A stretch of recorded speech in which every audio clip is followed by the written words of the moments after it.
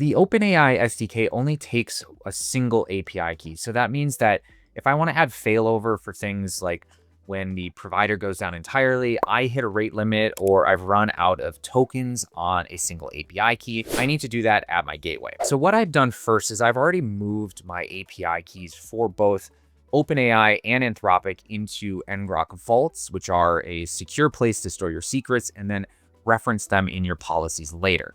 So I can go back to my AI gateway and into the traffic policy, which is where I configure how it behaves. I will just drop in a policy here. What I've done here is I've restricted access to my AI gateway just to my IP. My AI gateway here, and yours as well, it's a public URL, which means it's publicly accessible to the whole internet. And you don't want people, especially once you move your API keys to the gateway, you really don't want them making requests on your behalf. The second piece here to note is that I've added these providers and I've referenced my keys that are in vaults so that my gateway will first try OpenAI. And then if that fails, it will fall back to Anthropic. I only have to change one other thing, which is to add a models array. This allows me to specify exactly which models I want to fall back to in case the primary one doesn't work.